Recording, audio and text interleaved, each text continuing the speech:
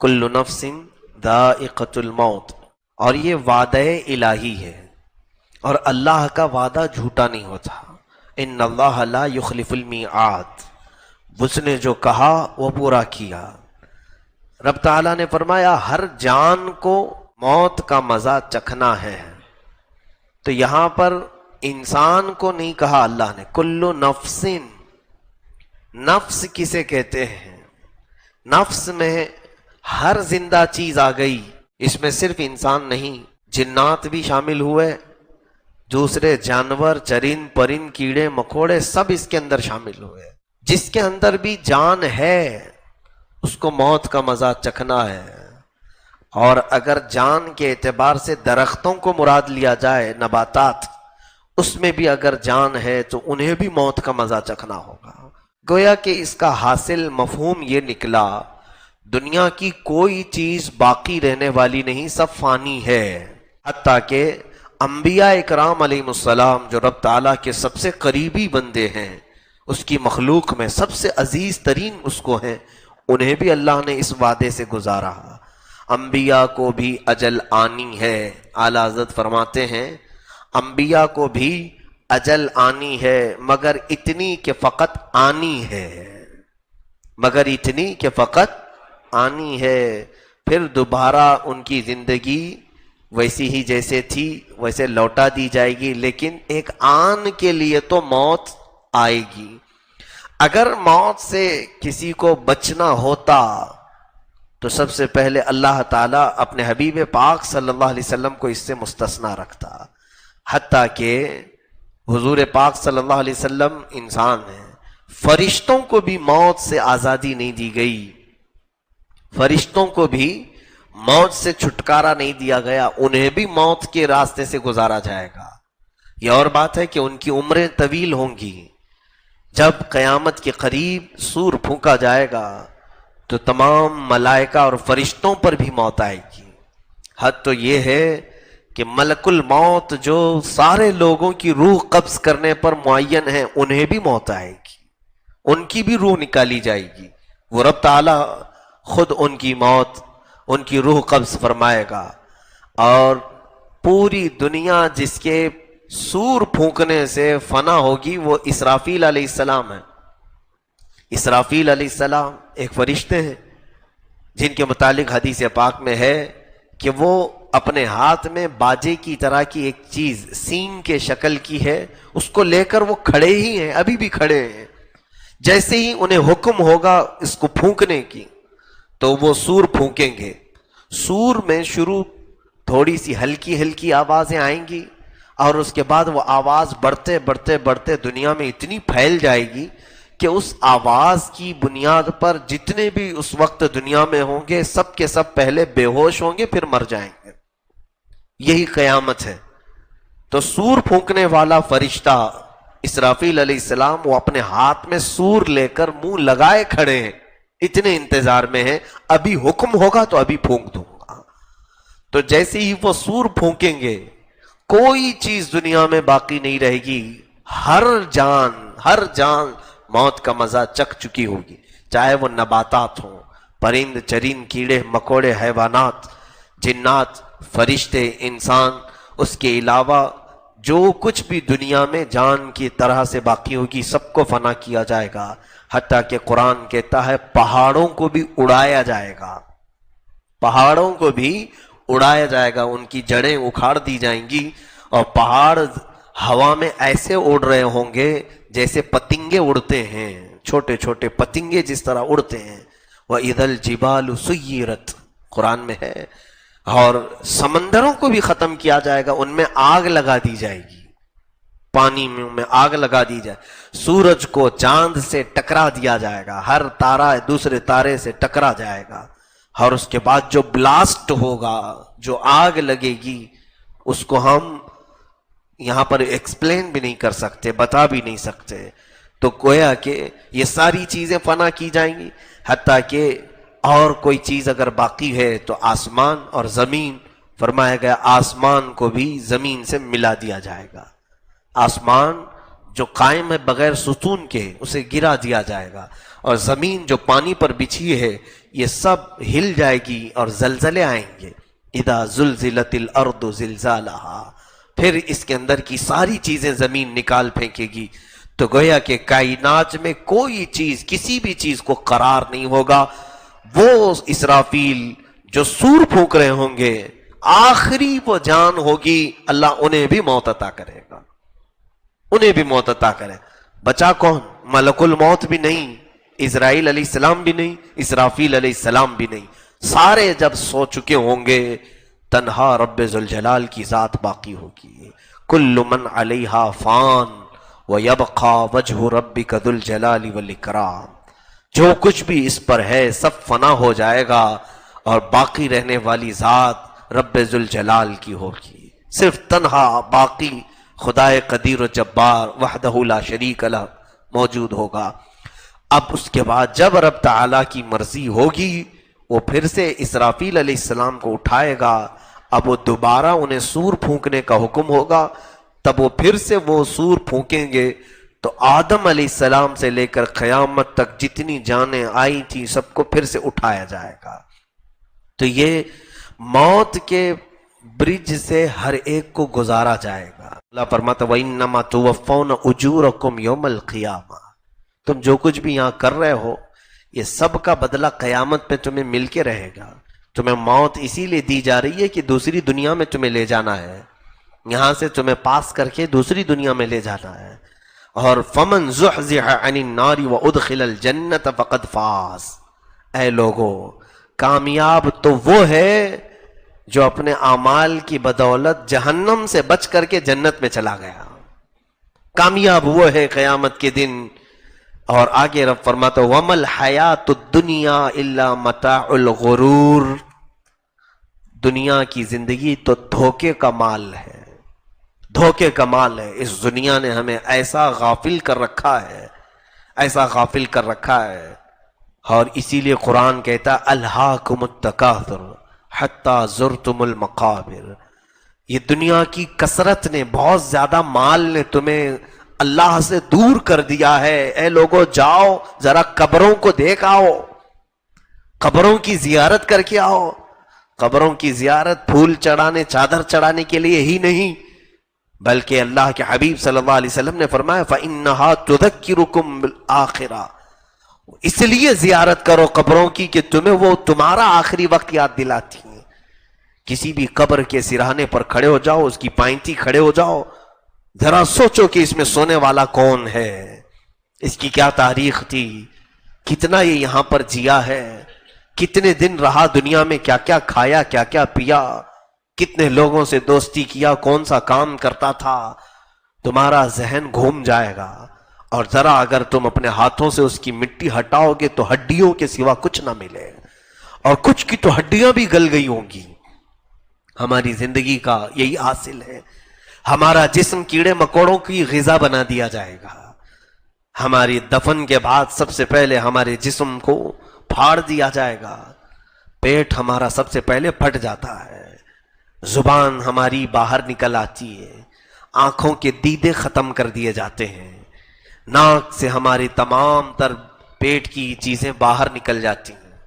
میرے عزیزو، قبروں میں دفن کرنے کا جو حکم ہے وہ مردے کی تمام بے عزتی کو چھپا دینے کے لیے ہے، اس کے عیبوں کو چھپانے کے لیے. لیکن جو اس کے ساتھ ہوتا ہے، اگر کسی میت کو دھوپ میں روڈ پر رکھ دیا جائے تو پھر پتہ چلے گا کہ ہمارا آخری وقت کیا ہوتا ہے.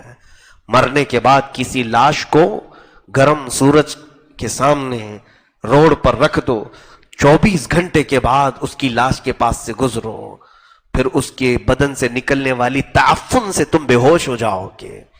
پھر قبروں کے اندر جو ہوتا ہے وہ اللہ ہی بہتر جانتا ہے. ہم موت سے غافل پڑے ہوئے ہیں، ہم موت سے بہت زیادہ غفلت کے شکار ہیں. میرے آقا کونین صلی اللہ علیہ وسلم فرماتے ہیں دن میں میں اپنی موت کو 70 بار یاد کرتا ہوں. جو کائنات کے آقا و مولا ہیں جن میں 70 مرتبہ اپنی موت کو یاد کرتے ہیں، اور یوں ارشاد فرماتے میں ایک سجدہ کرتا ہوں تو مجھے یقین نہیں ہوتا کہ دوسرے سجدے تک میں زندہ رہوں گا بھی کہ نہیں. ہم نے تو کتنے کتنے 100 سال کے پلان بنائے ہیں. آگاہ اپنی موت سے کوئی بشر نہیں. حدیث رسول میں ہے پانی اگر تھوڑا زیادہ گرم کر کے میت کو نہلایا جائے تو وہ گرم بھی اس کو لگے گا، گرمی بھی اسے لگے گی. جتنا وہ اپنی زندگی میں گرم نہاتا تھا اتنا ہی نہلاؤ. کچھ زیادہ گرم کرو گے تو جس طرح تمہیں چٹکے لگتے ہیں اسی طرح اسے بھی لگے گے. تمہیں جس طرح مکھی بیٹھنے پر کھجلاہٹ ہوتی ہے میت کو بھی اسی طرح سے ہوگی. اور اس کے جسم پر جو کچھ بھی بیٹھتا ہے سب اسے معلوم ہوتا ہے، سب کا احساس ہوتا ہے. لوگ یہ سمجھتے ہیں مرنے کے بعد تو کچھ بھی اب نہیں ہوگا. میں تو کبھی سوچتا ہوں کچھ لوگ مردوں کو، ہندو اپنے مردوں کو توڑ مروڑ کر کے بٹھا کر کے لے جاتے ہیں، ہڈیاں توڑتے ہیں اور انہیں بٹھا کر کے لے جاتے ہیں. ان کے ناک سے ادھر ادھر سے رسیاں کھونس کے نکالتے ہیں. ہر ایک کا احساس ہوتا ہے. میرے عزیزو یہ ایک منزل بڑی کٹھن منزل ہے. سیدنا عثمان ابن عفان رضی اللہ تعالیٰ مصلی بچھاتے تھے. جب قبر والی کوئی آیت آتی قرآن میں یا موت کا تذکرہ آتا تو اتنا روتے تھے کہ آپ کی ہچکیاں بندھ جاتی تھیں. اور آپ کے غلام وہ فرماتے ہیں صبح میں مصلی نچوڑ کر کے سکھاتا تھا، اتنے آنسو ان کے مصلی پر گرتے تھے. سیدنا عثمان ابن عفان اور قبروں کے پاس جاتے تو ان کا چہرہ پیلا پڑ جاتا تھا، پورا بدن کانپنے لگتا تھا. لوگ کہتے ہیں آپ خلیفہ رسول ہیں، عشرہ مبشرہ میں سے ہیں، یہ قبروں کے پاس آتے آپ اتنا ڈر کیوں جاتے ہیں؟ فرماتے ہیں یہ وہ منزل ہے کہ یہاں سے جو پاس ہو گیا پھر وہ آخر تک پاس ہوتا ہی رہے گا، اور جو یہاں پھنس گیا ہر معاملے میں پھنستا رہے گا، ہر جگہ پھنسا جائے گا. اور زمین کے متعلق یہ بھی فرمایا گیا کبھی کبھار یہ جلال میں بار بار کہتی ہے کہ اے مولا فلانا بندے کو جلدی میرے اندر ڈال، میں اس کی ساری اکڑ کو ختم کر دوں گی. جس قدر وہ اکڑ کر کے مجھ پر چلتا تھا، جو غرور و تکبر سے وہ مجھ پر ناچتا تھا، اس کو صرف میرے اندر بھیج دے، پھر میں اس کی پسلیوں کو ملا دوں گی. اس کے سینے کی ہڈیوں کی کڑکڑاہٹ سے جانور بھی کانپ جاتے ہیں. زمین انتظار کر رہی ہے. عذاب کے فرشتے الگ انتظار میں ہیں، رحمت کے فرشتے الگ انتظار میں ہیں، جنت کے دروازے انتظار میں ہیں، دوزخ کی کھڑکیاں انتظار میں ہیں. ایک بندے کے لیے سب انتظار میں ہیں، ہماری موت کے انتظار میں ہے کہ یہ کب مرے گا اور اس کے لیے کیا حکم آنے والا ہے. جیسے ہی موت ہوتی ہے سب کے سب مولا کے حضور اب التجا کرتے ہیں، اے رب آج اس کا انتقال ہوا، آج اس کی روح نکال لی گئی، ملک الموت نے اپنی ڈیوٹی پوری کر لی، آگے کا حکم تو فرما. کون سی زمین کو اس کا لقمہ بنایا جائے گا؟ زمین کا لقمہ اسے بنایا جائے، کون سی زمین کے حوالے اسے کیا جائے؟ وہ بھی حکم ہوگا. کس زمین پر ہم جانے والے وہ طے ہے، وہ طے ہے، پہلے سے طے ہے. اس کے علاوہ دونوں فرشتے بارگاہ الہی میں پوچھتے ہیں مولا کس کو اترنا ہے اس کی قبر پر، عذاب والے فرشتوں کو کہ رحمت والے فرشتوں؟ موت کے بعد یہ بھی آرڈر آئے گا، وہ بندہ خوش نصیب ہوگا جس کے لیے مولا رحمت کے فرشتے اتارتے ہیں، اور وہ بڑا ہی بد نصیب ہوگا جس کے لیے حکم آ جائے گا اے عذاب کے فرشتوں اتر جاؤ، کہ وہ خبیث جسم سے خبیث روح نکل چکی ہے اور اسے اس کے اعمال کا بدلہ چکھاؤ، اسے اس کے کرتوت کا بدلہ چکھاؤ. یہ سب تو ہمارے انتظار میں. کیا یہ حیرت نہیں ہے کہ موت سے بچنے کے لیے ہر کوئی دوڑ بھاگ کر رہا ہے؟ علاج، معالجہ، ڈاکٹر، طبیب، حکیم، دعا سب کچھ کر رہے ہیں. کس لیے کر رہے ہیں ہم؟ جیسے بیمار ہوتے ہیں جلدی سے جا کے علاج کرواتے ہیں کہ نہیں؟ ارے نہیں، جلدی ابھی مرنا نہیں ہے. جبکہ ہر ایک کو معلوم ہے موت تو آنی ہی آنی ہے. کوئی ایک بتاؤ موت سے کوئی بچا نہیں بچا؟ سب کو یقین ہے موت آنا ہے، مجھے بھی آنا ہے، آپ کو بھی آنا ہے. جو چیز سے بچنا ناممکن ہے اس سے بچنے کی ہر کوئی کوشش کر رہا ہے، لیکن عذاب دوزخ سے بچنا ممکن ہے، لیکن اس سے بچنے کی کوئی کوشش نہیں کرتا. اگر بندہ کوشش کر لے جائے تو دوزخ سے تو بچ سکتا ہے، موت سے کوئی نہیں بچے گا. تو موت سے بھاگنے کی بجائے دوزخ سے بھاگنے کی کوشش کیوں نہیں کرتے؟ جتنا علاج موت سے بچنے کے لیے تم خرچہ کرتے ہو علاج پر، کاش اتنی ہی محنت، اتنا ہی خرچہ دوزخ سے بچنے کے لیے کر لیا جاتا تو بہت ہی ہماری زندگی میں سکون کی نیند ہم سو سکتے تھے. آج ڈر اس بات کا ہوتا ہے میرے عزیزوں. میں نے ابھی چند دنوں قبل ہل گیا تھا ذکر کی شب میں نے اس بات کو عرض کیا تھا. خواب کی تعبیر میں دیکھ رہا تھا, کسی صاحب نے خواب یہ بیان کیا کہ ہم نے اپنے رشتے دار میں سے ایک صاحب ہمارے, ان کے باپ تھے دادا تھے جو بھی, خواب میں دیکھا کہ وہ آئے تھے, دھول میں اٹا ہوا چہرہ تھا, کالا دکھ رہا تھا. کیا تعبیر ہے, کیا تعبیر ہے. تو ہر ایک کی تعبیر الگ ہوتی ہے خوابوں کی. میں نے پوچھا کون تھے, کہا ہمارے جو بھی ان کے رشتے دار فلاں تھے, پابند تھے, عبادت کرتے تھے, سب ٹھیک ٹھاک تھے, اور ہم نے ان کا جنازہ اٹھایا ہے, بڑی شان سے ان کو دفن کیا ہے. تو میں نے جب کتاب اٹھایا تو میرے ہاتھ کانپنے لگے. پڑھا میں تو یہ علامت تھی کفر پر موت ہونے کی. اللہ اکبر. کسی میت کو خواب میں اس حالت میں دیکھنا کہ اس کا چہرہ کالا ہے, روایت میں ہے کہ اس کی کفر پر موت کی علامت ہے. تو ڈر لگنے لگا. حج مسجدوں میں تو ہم آتے ہیں, موت آنی ہی ہے, آنی ہے, ہر ایک کو آنا ہے. کہیں ایسا نہ ہو کہ مولا ہمارے برے اعمال سے ناراض ہو کر ہمیں وہ کالی موت دے دے جس کے بعد چہرہ کالا ہی رہے گا. یوم تسود وجوہ, قرآن میں ہے قیامت کے دن کچھ چہرے کالے اٹھائے جائیں گے, اتنے کالے کہ رات سے بھی زیادہ کالے ہوں گے. ان کے کالے پن کو دیکھ کر دہشت طاری ہوگی. یہ کون لوگ ہوں گے جن کی موت کفر پر ہو گئی, ایمان پر موت نہیں ہوئی.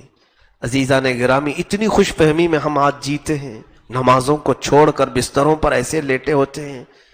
میں دیکھتا ہوں اتنے بڑے محلے میں اتنی بڑی مسجد خالی کیوں رہتی ہے؟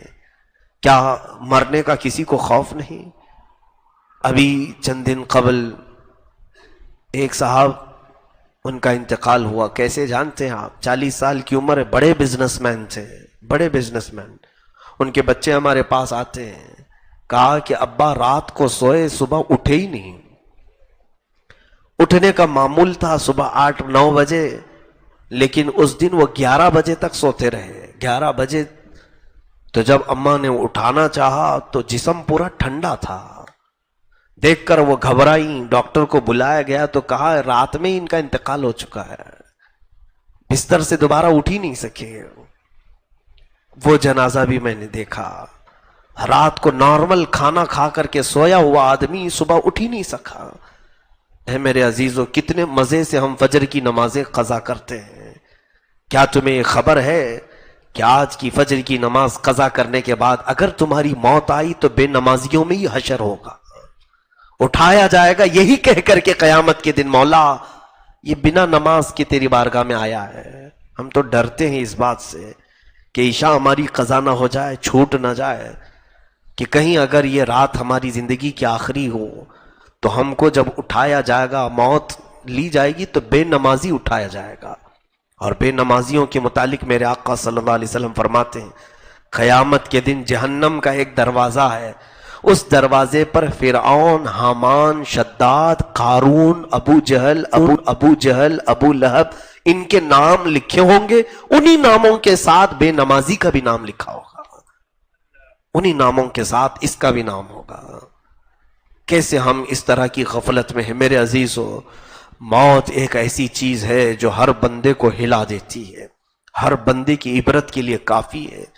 جب رسول کریم صلی اللہ علیہ وسلم موت کا تذکرہ کرتے تو صحابہ روتے اتنا کہ ان کی داڑیاں بھیگ جاتی تھیں, آنسوؤں سے داڑیاں تر ہو جاتی تھیں اپنے آخری وقت کو یاد کرتے ہوئے. ہم کیوں نہیں یاد کرتے؟ ہم کیوں اس منظر کو اپنے آنکھوں میں نہیں لاتے؟ کیا ہوگا جب ہمیں اٹھا کر کے ہلکے ہلکے لوگ لے کر چلے جائیں گے. 1000 میری خواہش نہ ہو تو بھی لوگ زبردستی لے جائیں گے. میں اس تنگ و تاریک قبر میں نہیں سونا چاہوں گا, پھر بھی مجھے دبا کر کے آئیں گے. میں کبھی نیچے سوتا نہیں, گدے پر سوتا ہوں, پھر بھی لوگ مجھے نیچے سلا کر آئیں گے. نہ لوگ مجھے تکیہ دیں گے, نہ گدا, نہ چادر, نہ بستر, کچھ نہیں دیتے. حتیٰ کہ وہاں مجھے نہ پانی دیا جائے گا نہ کوئی چیز. ہر چیز کا احساس تو مردے کو ہوگا, لیکن دنیا دیتی کچھ نہیں. پیسوں میں سے ایک سکہ بھی کسی کو نہیں دیا جاتا. کیا دیتے ہیں کسی کو؟ اس کی پسندیدہ چیزیں قبر میں رکھ دیتے ہیں کہ یہ چیز بہت پسند سے کھاتا تھا، مٹھائی رکھ دو اس کی قبر میں. کوئی کچھ نہیں دیتا. اگر سونے کے وقت ہاتھ ادھر ادھر نہیں پھیلتے، کنجسٹڈ جگہ ہو تو نیند نہیں آتی. وہاں تو قبر اتنی چھوٹی کھودتے ہیں، اس پر بھی سل لگا کر کے ٹائٹ کر دیتے ہیں تاکہ کروٹ بھی نہ لے، اور پھر باندھ کر کے سلایا گیا ہے، کھلا بھی نہیں رکھا جاتا. کفن کو ایسے کہ پیٹ پر بھی باندھا گیا ہے، پیروں پہ بھی باندھا گیا ہے، سر پہ بھی باندھا گیا ہے، پورا لفافے میں رکھ کر کے ہمیں لٹایا گیا. کس طرح سے ایک کنجسٹڈ جگہ پر اور کتنا تنگ لباس میں، ایک باریک لباس میں ہمیں ڈالا گیا. اس منظر کو یاد کرتے یقیناً میں اپنی کیفیت بتا رہا ہوں، بارگاہ الہی میں کبھی کبھار ڈر کر کے میں رات میں اٹھتا بھی ہوں، عرض کرتا ہوں کہ مولا بہت میتوں کو دیکھا قبروں میں جاتے ہوئے، قبروں کو بند کرتے ہوئے، آخری مرتبہ ان کے چہرے دیکھے اور ان کے چہروں کو دیکھ کر ایک ہیبت بھی طاری ہوتی ہے. کتنے بے بس ہیں یہ. کبھی جب طاقت تھی تو مکہ بھی آزماتے تھے، جب زبان چلتی تھی تو ہر ایک کو چھلنی بھی کرتے تھے. کتنے خاموش ہیں یہ لوگ. آج ان پر لوگ مٹی ڈال رہے، کسی کو بولتے تک نہیں. اتنے بے بس ہیں یہ کہ ان کو کچھ بھی ہلایا جلایا جائے یہ کسی کو ڈانٹتے بھی نہیں، کسی کو اف تک نہیں کہتے. اور لوگ بڑے مزے سے ان پر تختیاں بند کر کے، وہ دوست بھی غائب ہوتے ہیں جو ان کے لیے رات رات بیٹھتے تھے. 5 منٹ کوئی قبر کے پاس بیٹھتا نہیں. ہماری قبر کی پہلی رات کیسی ہوگی، دوسری رات کیسی ہوگی، تیسری رات کیسی ہوگی. وہاں صرف اور صرف ملائکہ سے ہمارا آمنا سامنا ہے، کسی سے نہیں. ہماری کیے ہوئے کی تمام چیزیں انہیں بتانا ہے، ان کی مار کھانا ہے، یا ان کے کوڑے یا ان کے بھالے یا ان کے گرز جو لوہے کے وہ سینے پر مارتے ہیں تو 2 میل اندر جاتا ہے، 2 میل اندر جاتا ہے، وہاں سے وہ کھینچتے ہیں، نکالتے. یہ تمام کیفیات کو ہمیں جھیلنا ہے. اس لیے دعا یہی کیا کرو کہ مولا موت سے چھٹکارا تو ہے نہیں لیکن اچھی موت عطا فرما دے. اس کے بعد تو سکون ملے. اس دنیا میں کون سا سکون ملا. اسی لیے ہم بار بار دعا کرتے ہیں کہ میں نے دیکھا ہے سارے قبرستانوں، بہت قبرستانوں میں گیا، بہتوں کے جنازے پڑھا ہے، دفن میں بھی شریک رہا، لیکن میری زندگی میں نے صرف ایک ہی قبرستان کو دیکھا جہاں زندہ بھی سونے پر فخر کرتا ہے، وہ جنت البقیع ہے. میرے آقا کا پڑوس قبرستان ہے. ایسا ہے کہ میں دن میں بھی وہاں گیا، رات میں بھی گیا. اتنا با رونق قبرستان کہ سچ بتاؤں ابھی اگر کہہ دیا جائے کہ لیٹ جاؤ تو خوشی سے میں لیٹ جاؤں.